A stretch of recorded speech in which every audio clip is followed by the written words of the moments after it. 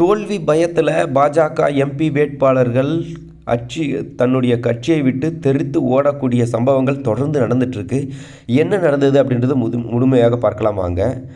So பலமுறை தமிழ்நாட்டுக்கு நிதி ஒதுக்கலை அப்படின்னு சொல்லி டிஆர் பாலு அவர்கள் நாடாளுமன்றத்தில் பேசியிருக்காரு. பாஜகவின் தோல்வி முகத்தை தற்போது காண முடிகிறது. ஒரு வார காலமாக பார்க்க முடிகிறது. வடகிழக்கு மாநிலங்கள் அப்படின்னா 7 மாநிலங்களை சொல்லுவாங்க. அதில் குறிப்பாக நாகாலாந்து, மேகாலயா, மணிப்பூர் இந்த 3 மாநிலங்களில் பாஜக போட்டியிட போவதில்லை அப்படின்னு சொல்லிட்டாங்க. மாநில கட்சிகளுக்கு ஆதரவு அப்படின்னு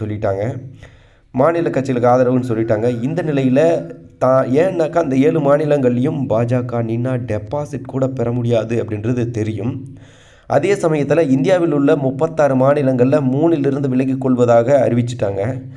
இனிமேல் வரும் காலங்களில் இனி சில தினங்களில் எத்தனை மாநிலங்கள்லேருந்து எத்தனை இடத்துலேருந்து பாஜக போட்டியிலிருந்து விலகிக் கொள்கிறது என்று சொல்லவே முடியாது. அந்தளவுக்கான பாஜகவுக்கு அவப்பேரும் கெட்டப்பேரும் தோல்வி பயமும் தோல்வி நெருங்கி கொண்டிருக்கிறது அப்படின்ற செய்தி தான் தற்போது பரகி கொண்டிருக்கிறது. பாஜக ஆட்சி செய்யும் குஜராத் மாநிலத்தில்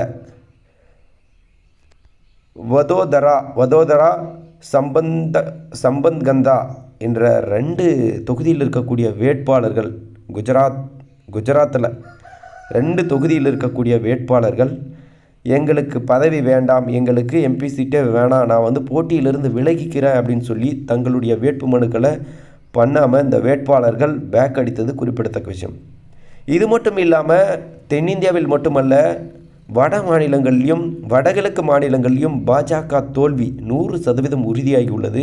பாஜக ஆட்சியில் வெறுப்பு அரசியல் நடத்தப்பட்டு வருகிறது. வெறுப்பு அரசியல் தொடர்ந்து வெறுப்பை விதைத்து கொண்டிருக்கிறது பாஜக. கடந்த 1.5 மாதங்களுக்கு முன்பு ஒரு முதலமைச்சர் கைது செய்யப்பட்டார். தற்போது டெல்லி முதலமைச்சர் கைதாகியுள்ளார். 2 மாத காலத்திற்குள்ள மக்களால் தேர்வு செய்யப்பட்ட 2 மாநில முதல்வர்கள் கைது செய்யப்பட்டிருப்பது குறிப்பிடத்தக்க விஷயம். வரலாற்றில் இதுவே முதன்முறையாக இவ்வாறு நடக்குது. இந்திய கூட்டணியில் வெற்றி மிகப்பெரிய அளவில் இருப்பது இதுவே சாட்சி என்று திமுகவினுடைய அமைச்சர் மா சுப்பிரமணியம் அவர்கள் இதுபோல சொல்லியிருப்பது மிகவும் குறிப்பிடத்தக்க விஷயம். பாஜகவின் தோல்வி குறித்து பாஜக இவ்வாறு ஒரு தோல்வியான சூழ்நிலையாக பாஜகவில் நிலவை கொண்டிருக்கிறது. இல்லை உண்மை நிலவரம் என்ன? உங்களுடைய கருத்து என்ன? பாஜகவின் இந்த நிலைப்பாடு, இந்த செயல்கள் பற்றின உங்களுடைய கருத்து என்னன்றதை மறக்காமல் கமெண்ட்டில் சொல்லுங்கள்.